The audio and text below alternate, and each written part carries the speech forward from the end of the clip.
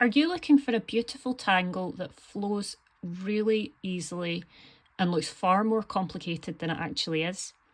Today I'm going to show you Tuly, which was deconstructed by a CZT in Spain, Carmen Muñoz Real.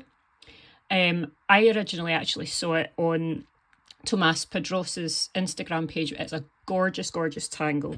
So as I get started, I'll introduce myself. I'm not going to actually go in with my pencil just yet. I'm going to use my black Micron 01.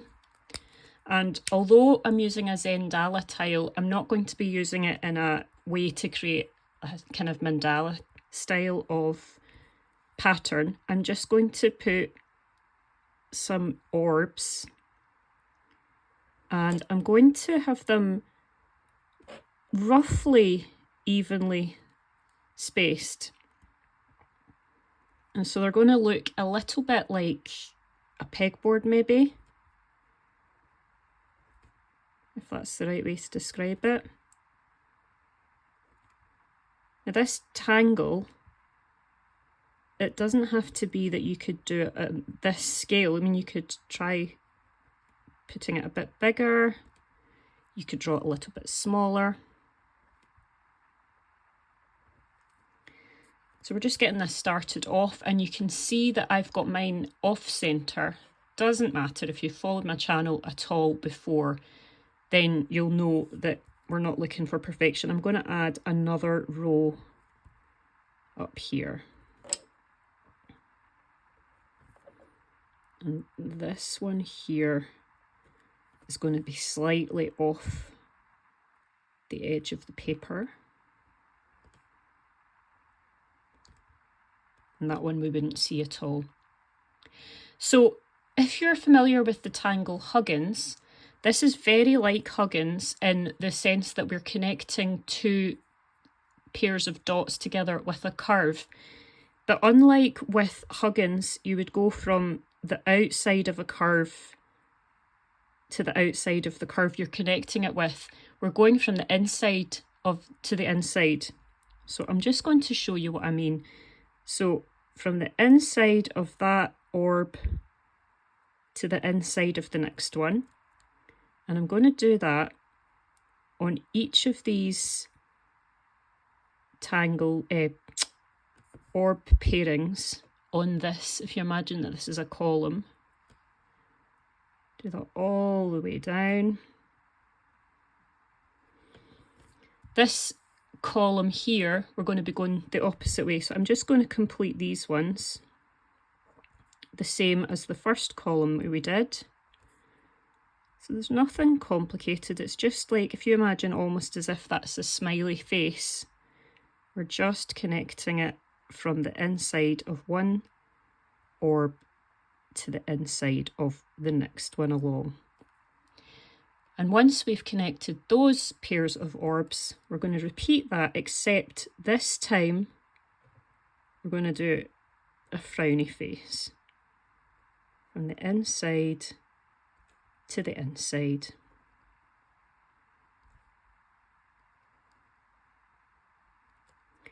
So I don't think I've introduced myself yet. I'm Lisa Crow. I'm a certified Zentangle teacher based in Glasgow in Scotland. So once we now have all these different orb shapes connected with one another, we're going to connect. Do you see where we've got the curves that are going up the way? We're going to aim for halfway along the curve shape on the row below, but this time we are doing like a Huggins type move. So we take off from Huggins style and land here, and then we do the same thing. So we're meeting kind of in it's almost like a curved V, and then it meets down here. And we'll do that all the way down this line.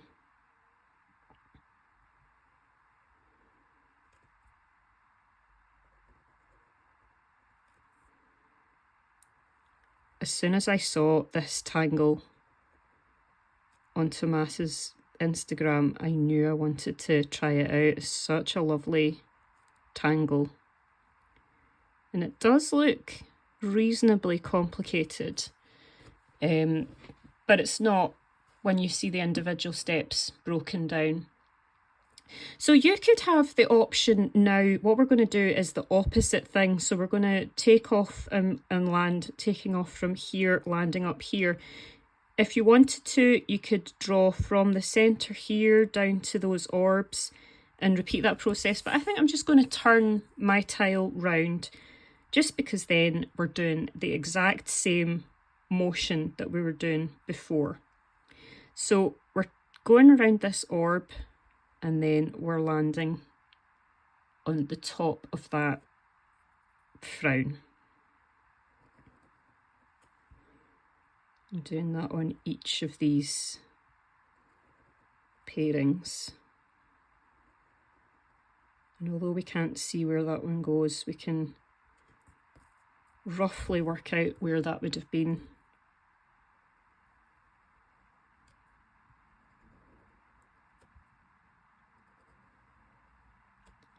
So I'm fresh out of the Zentangle retreat, and if you follow me, then you'll know that that's something that I've been looking forward to for quite some time, and it was just fabulous. If you follow me on social media, you might have already seen some of the tiles that I'd created from there. I've shared them on YouTube as well. In fact, I can show you. Do I have them here? Let me see. I think I've got some of them. Just let me just push this aside for a moment. So this was the first tile that we created at the retreat, and this was Joe's, and this is really clever. If I can just remember how to connect it all together. No, not that way. This was, Joe was teaching us how you can create a repeating pattern. That definitely does go together because those tiles meet up. So what you do with this one, those mucus join up. So we had started this tile. As you can see, there's some washi tape on the back, and we had we'd tangled this bit in the middle, and then we had dismantled it and then unstuck it just on this side, and then we created this bit in the centre here where it's the mucus, and then after that I think we detached the top two potentially, so then we did phycops in the middle. So we're repeating the kind of unsticking bit at each stage, and then we would do a different tangle in the middle, and what you get in the end is a tangle tile that you can repeat the pattern because it always connects. If you move it around, it will always connect to itself again. So that was really, really clever. I'm wanting to do some more with that. We had this here, which was Darcy's class. This was Joe's koi pond. This was Robin Kellogg. So we basically created our own tartan. We had this one, which was black on black. That was Martina Ramhap. This was another class from Joe. It's lovely, that one. It's so colourful. This was a voice meditation from Darcy Ellerby, and that was really good fun. Just kind of listening to the voice instruction rather than copying along, so to speak. And this was Yvonne Westover. There is another tangle, but I took it away to show my daughter because it's got Moonlight Jelly Roll pens on it, and I was showing her how the backlight makes your ink glow. Anyway, I digress. So let's get back into this Tuly tangle. So we've got that there, and what I'm now trying to do is just work out where these different lines and orbs would connect to each other off the page.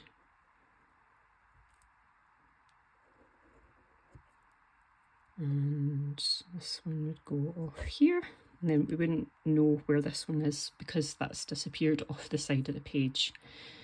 So now we have that step done. You can do so many different things from this point. If you see that we've got these, it's like a big fat V shape, what I'm going to do just now is to put an aura inside of that, an aura which just is a very simple, easy to draw aura. Just take your time.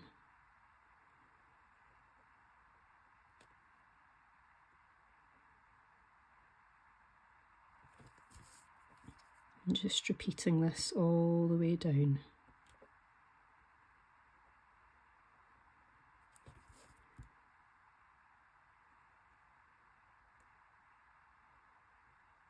Just turning your tile if it helps you to feel a bit more comfortable. Zentangle's all about your comfort, and we're doing this for enjoyment and relaxation.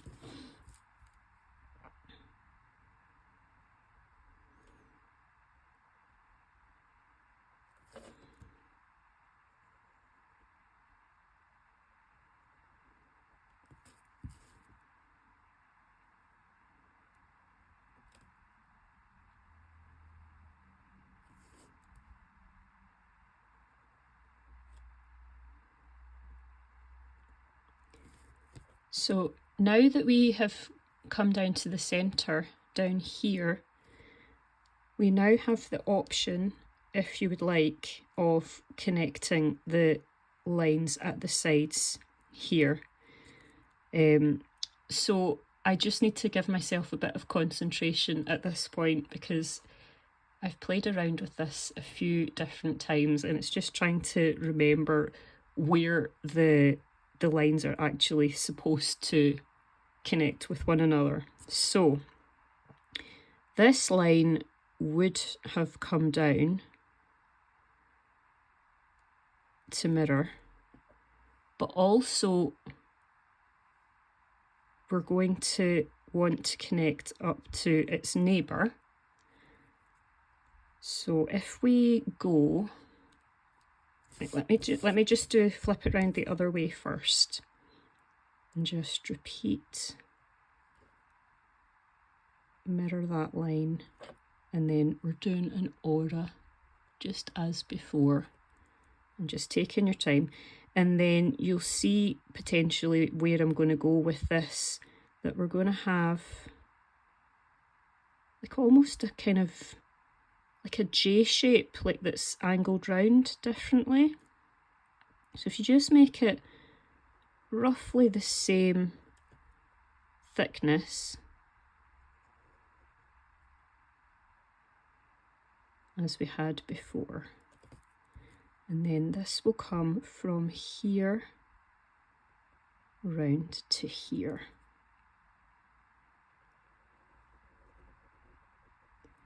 And that line went a little bit wobbly, but that doesn't matter. And I can come back and fix those, add those auras. You will see here I've just added a little bit of, you know, where that orb was. I've just kind of changed the shape of that, and you can completely do that if that helps you to complete yours the way that you would like it. You don't have to have the original shape of orb. And then we're going to follow this line under this one.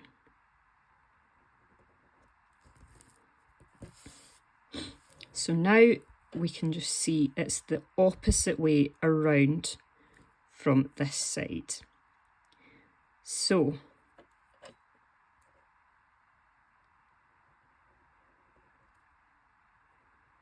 think what you need to do is when you're doing this way, start from the very bottom one so that you've got a line to connect to.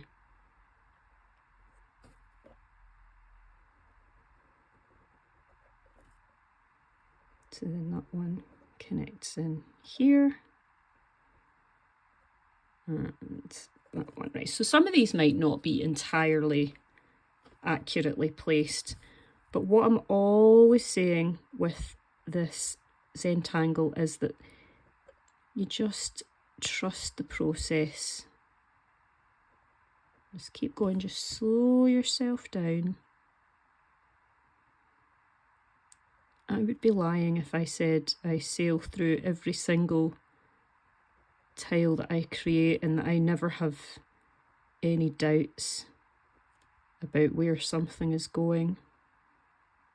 There was a tile, I'll see if I can find it when I'm towards the end of the video. I've already shown you some tangent tiles, but there was a tile that I was working on the other day since I came back from the retreat, and I'd been working on a black surface, and I'd started off with the look exactly the way that I wanted it, and the colours were blending out nicely, and I thought, yeah, that looks really, really good. And then I started to play with a new technique that I had seen in the retreat, whereby you use koi watercolour pens. Well, other brands would work, but we were specifically using the koi brand. And then from there, you put them down on the black, directly on the black tile. And then the idea is that when you put your white jelly roll over the top, your jelly roll doesn't just go down as a white jelly roll like it usually would. It goes down based on the colour of the watercolour underneath it. So, for example, we had used a pink one, which meant that the jelly roll then had a pale pink look to it. So I was practising with my tile using that technique. I'm just colouring in these, or inking in these orb shapes here, and I'm going to extend the shapes out so they're potentially not going to be roundish orbs. They might have, some of the sides might end up looking a bit flatter now. Yeah, so as soon as I started putting the jelly roll on top of the watercolour pens, I realised that I wasn't entirely happy with how it was starting to look, because the pink and the whatever other colour I was using in the tile, I think it was blue, it was a clash really of the colours that I had. They just looked a bit too, they were the same colours, as in that they were pink and blue, but there were different qualities of those colours, if that's the right way to put it. And then I thought, this is where Zentangle teaches you about perspective and life, and you know, you don't get an eraser in a Zentangle kit because you don't get an eraser in real life. And I'm always saying myself, trust the process. So I thought, no, I'm going to keep going with this. How can I change this to make it the way that I would like it? So I came in with the same watercolour pens, and I went over the jelly roll and I darkened it up a little bit, and then I kept tangling on the outside, and now I actually really do quite like the effect that I've got with it. So it's just to say, you know, if you are tangling along with this particular Tuly tangle and you're not 100% sure about it, stick with it, because you might just find that you're actually really pleased with it.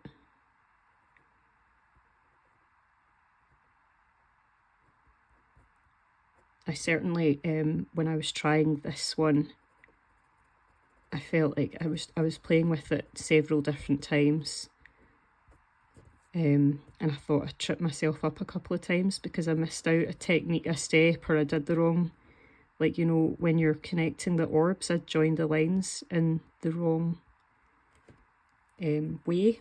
And I thought, no, you just need to go with it and just see what comes out of it.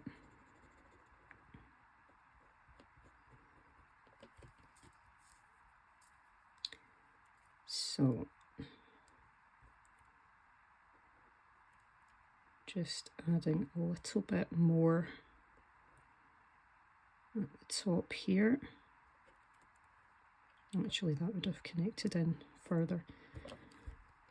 But nobody's going to know once it's all completed. So we're just going to keep orbing.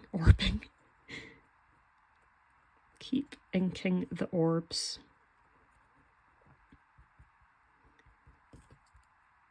And some of these orbs in the centre, I'm just going to keep them, I think, as this.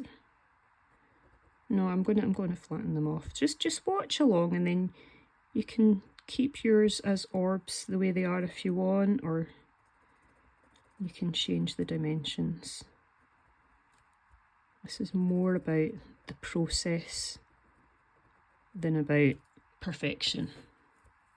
Just take your time.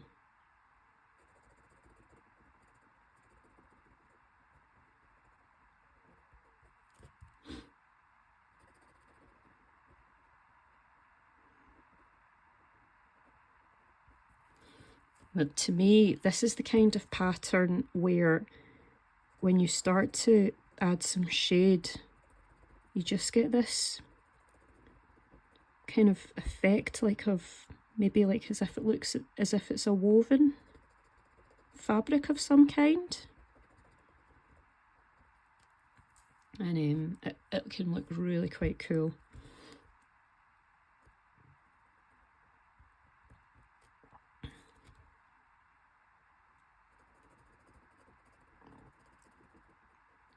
So I haven't had a chance to reply yet on my YouTube posts, but I will go in and do that. But while I'm filming here, and I've kind of been on the subject of the retreat, Sue had been asking me in one of the comments if we had been dancing the Scottish reel, because there's one of the clips that I'd shared. We were all dancing because Joe and Darcy had arranged for a Ceilidh band to come in. So I don't know all the names of the songs. These are songs that I've been doing since I was in, well, I was going to say since high school. To be honest, I probably was doing that when I was even younger than high school age as well. We would kind of learn all the different dances when we were at school, and yeah, so I've been doing these dances for a long time, but we were doing things like Canadian barn dance, Virginia reel, loads and loads of different songs, and it was great fun. It was really, really good fun. Some people I don't think had done a Ceilidh before, but even the ones who weren't actually dancing said they just had a great time watching everybody dancing along. So here, you know, I like my Celtic knots, and we've got lots of hollybaw, which is like just basically where a tangle. In this case, it's like this disappears underneath this. So this aura line that I've got here, we're just going to follow that up as if the whole line went underneath. And we'll ink in here a little bit. Now this is a filler. You don't need to necessarily put all these different orbs into your individual Tuly. You might end up, when you're creating yours, you might decide that you want to have a different filler. And I've certainly had a lot more success like when I've been taking it easy and not rushing it too much, but just follow the line along really, and you can see, you know, your pen starts to get into the rhythm of where things should go, and then that can help you to feel for where your next bit of ink should be. So again, we're following here, dip down, and then it's going to dip back up to aura here.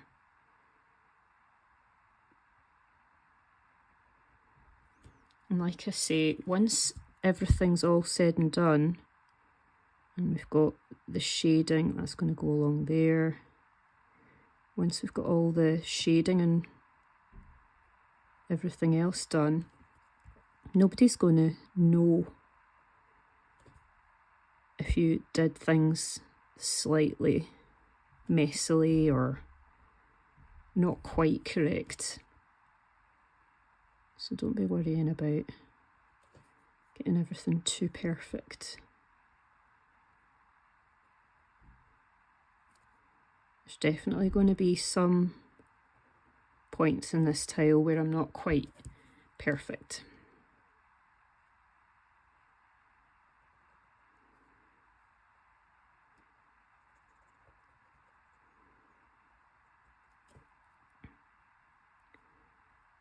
So I was quite pleased to see the other day that the Inktober Tangle list of tiles, I keep saying the wrong word, I'm always interchanging tangle and tile. I do mean tangles. The list of prompts has gone out. So if you're new to my channel and or Zentangle, then you may not know what the Inktober Tangles challenge actually is. It's just, if you might have heard in general artist terms, but Inktober is where artists are given a prompt for each day of October, and they are to use, like I think in the generic Inktober challenge, it could be a word like car, and then you have to go away and create a bit of art that's using that car prompt as a kind of as an inspiration. So in a similar way, Inktober Tangles, just instead of like giving you a word that's a generic word, you're given a prompt of a name of a tile, and then there's just the kind of idea where that you're kind of basically to try and be creative for each day of October. It's only a challenge with yourself, really. It's not a competition. So that's what started off my channel last year. That's how I started everything up. I had one video on here prior to Inktober Tangles 24, but I hadn't really told anybody about it. And then just kind of got into the swing of things once I actually was posting my Inktober Tangles videos, and then from there my channel's just become a little bit more popular. So if you want to follow along with me, I'll certainly be doing Inktober Tangles. I will be doing it much the same as last year, by which I mean last year I had most of the days I had a bijou tile, which is just a smaller size tile, and I would tangle along on that just to kind of have nice quick videos for the channel. Some days I had tiles that were a bit bigger, depending on how intricate the pattern would be. And you'll see, like, I don't know if any of you follow Zenlinea, and if you don't, go and look her up. Zenlinea is amazing. Anica Gabrovitz, she's based in Croatia. And Anica, you will see that she has previously done an Inktober Tangle challenge, and she's done all the tangles will be on the one surface, like an opus tile, for example. I don't feel like I compose my tiles so well if there's, like, obviously it's 31 days in October, and I feel like I always draw mine a bit busy, so I think I'll probably just do the individual tiles, but I'll share any individual things that I'm working on outside of my actual videos as well. So what I like to do with this tangle, and I think this is most likely what was in the step outs as well, is just any place where we've got a smiley face, we're just adding a little bit of graphite underneath that.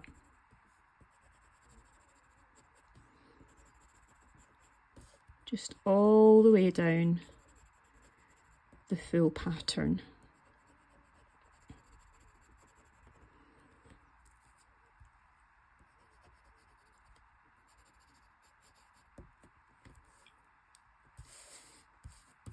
Just do that on the other side.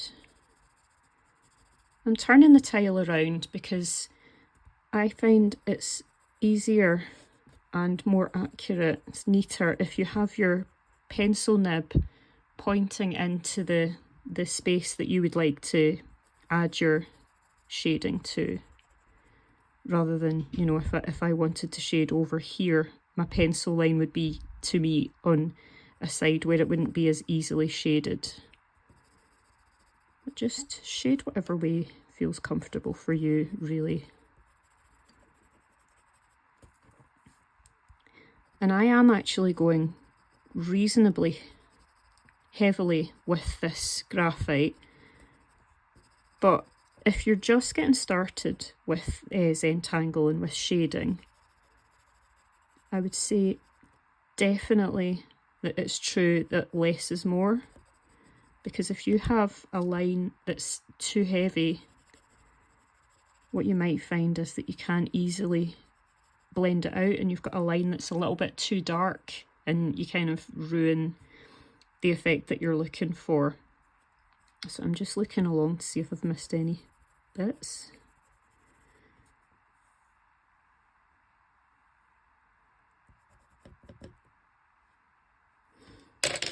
There's plenty other spaces that I'm going to add some graphite to, but I'm just going to shade these little areas out first. And this is the bit for me where it's just, I think it just looks amazing. Just adding a little bit of pencil just really takes it to a whole other level.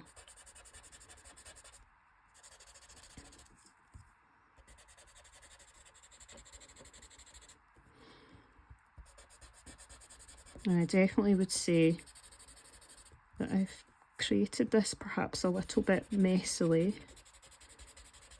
But if you ever find a tile, like I feel just that when I'm on a video, I don't want to take up too much of people's time. But when you're doing these tiles on your own, just remember you're doing this for fun, so you don't have to do it at the same pace that I'm doing it. You can slow it right down. So just take your time, and then I always find that that helps if there's a tangle that's a little bit more involved than other ones might be. Just going back over these individual bits on the other side.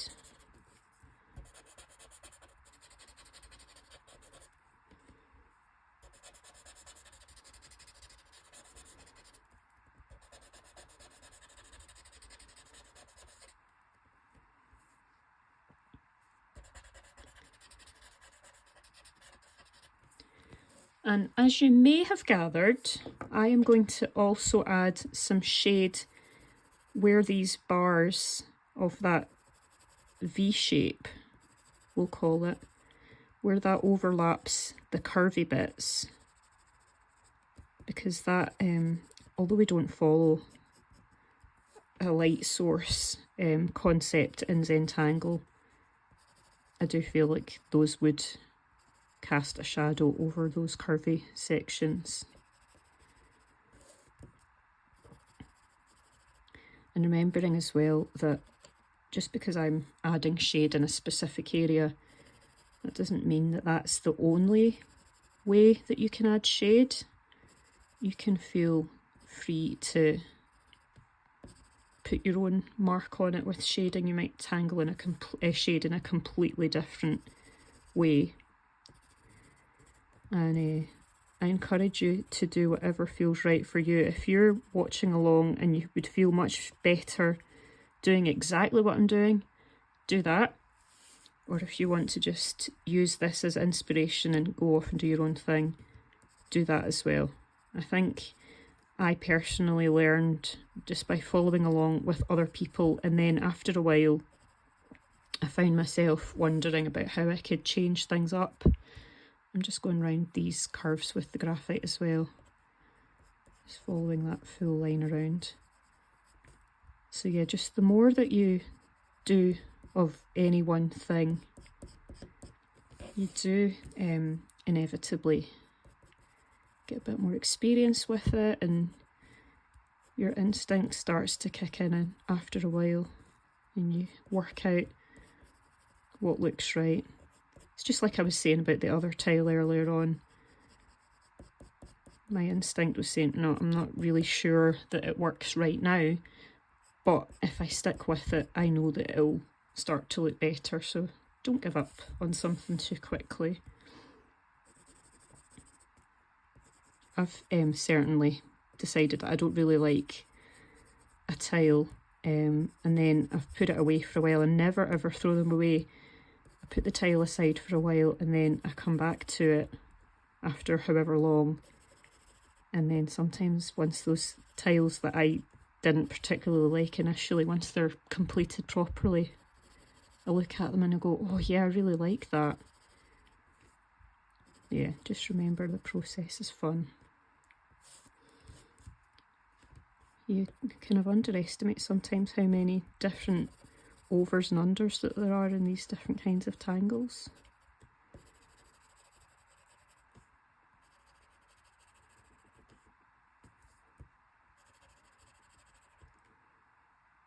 So I think that's all of the graphite down. So I'm trying to be quite systematic with this, and I'm going to try and just go along each individual row as I come to it, you know, being systematic with it. But, you know, Zentangle teachers are only human, so there's inevitably going to be some sections that you miss in different tiles.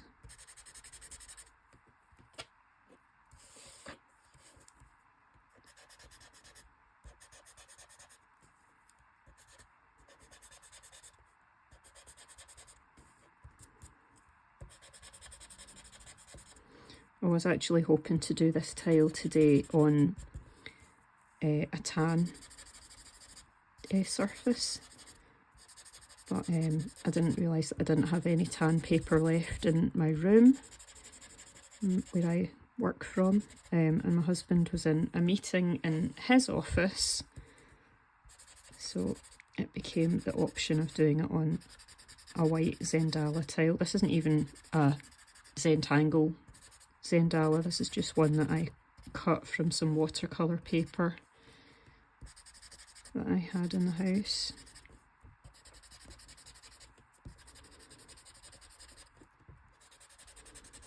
You could do all different kinds of fillers in these spaces, and it could look really, really cool. And you could, like I said before, like the tan surface would be a fun one to work on because you could add the highlight as well. But you can also use different colours of ink, or, you know, supplies like colouring pencils, pastel pencils, and you can end up with some really cool looking tiles.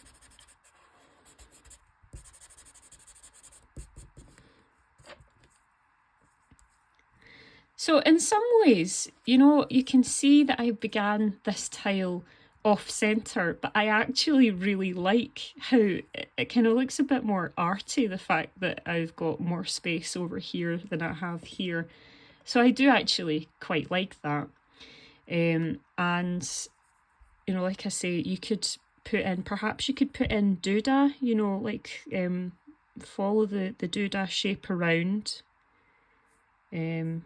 You could just try different things yourselves. You could fill it with maybe moon pie, might look quite cool if you kind of isolate each individual thing and do moon pie in it rather than following the different shapes around as if it was a ribbon. It could look really, really cool. So I'm going to show you a few tiles that I've been working on. Now, a lot of these are actually not complete, but you can see like the idea that I've been having for them. And this one, the V shapes, instead of just, you know, like doing a simple aura inside them, I've gone from having the aura to putting some orbs in, and you can see that I've got some, I think that's metallic pink. Yeah, it's a metallic pink gel pen. And then I've got pastel pencil in the sections here. This one is still not finished, but you can again see where I'm going with that roughly. That's not the same tile in the back. This one is similar to what I did today, except it's the kind of more brown colour. It was brown ink, and then I've used a brown pastel pencil. And this one was on not an official translucency tile, but it was on vellum paper, so you can see like it's kind of more of the black effect on this side. I've drawn with black ink on this side, and then on the other side I've got a jelly roll. You can maybe not see it as well when I do it like that. I've got some jelly roll. It's like sort of a goldish mustardish colour. I think I might play around with this a little bit more and blend out that shadowing a little bit more, and I think that this can kind of lend itself to having something else inside it, like orb shapes or something. But it looks quite cool how it's just the one row rather than like I did today. You know, it's just the single column. And then this one is pink metal jelly roll that I've got, and you can see it's instead of the single, it's the double, and so I don't know what I'm going to do in all the different sections, but you can see I'm starting with a kind of jelly roll, not jelly roll, moon pie filler for this. I think I'm going to go and do some orbs in each different section, and then I'll decide what I'm putting in these spaces here. And then this is the last one I think that I'd created. This one's quite cool as well. I was just feeling like working with the jelly rolls on black because I hadn't done that for a wee while. Such a fun tile, and you can see that I've been playing with it. I think it's got lots and lots of different possibilities that you can do with it. You can see this one, the lines don't necessarily weave in exactly the same way. It's not as if it's like necessarily a continuous line. You can kind of just have these as isolated shapes, but it's still great fun. So I hope that you have really enjoyed this tangling session today. Thank you so much for sticking with me if you have, and I hope to see you at another video in the future. So have a great week ahead, and I'll speak to you soon. Bye. Back again. So true Lisa style, I stopped filming and then 10 minutes later realised, oh, I was talking about a tile and now I haven't actually shown the tile. This is the one that I was referring to where I'd started. You can see here I've got pencil that was just regular coloured pencil that was blended in. Then I'd started putting in some crescent moon shapes around the side, which had originally water colour pens directly onto the tile, nothing else on top of it, followed by a layer of jelly roll. And it was at that point these crescent moon shapes were just too bright in comparison with this centre section. I could have just ditched this tile, thrown it away and, you know, forgotten about it, but perseverance, you know, much in life, you know, much as in life, you might just have something not entirely go the way that you had planned, but don't necessarily give up on it. You know, you can just kind of see how things work out. What can you do to make it a bit better? So I came in with the pens straight over the top of the jelly roll once it had dried, of course, and then you can see that I've kept on aura-ing around those crescent moon shapes, and I've put the coloured pencil in that. So I think that helped because I had the coloured pencil, then this bit that I wasn't entirely happy with, and then more coloured pencil. And now I have to say, it's not my favourite tile that I've ever created, but it's definitely much, much, much better than I thought it would look when I initially had started putting the jelly roll onto the tile. So yeah, just trust the process, because the whole time that I was creating this tile, I was having fun. Didn't maybe look as aesthetically pleasing as it could have done, but you know, you've got to ask yourself if you're having fun, and if the answer is yes, who cares if it doesn't look perfect? Just go with it and enjoy yourself. So that is my tile shared with you now. I now have to leave and go outside in the pouring rain. Scotland likes to have wet weather. So yeah, I'm going to go out now and collect my daughter, and I'll be back next week with some more tangling. So thanks again for joining along, and have a good week ahead. Bye.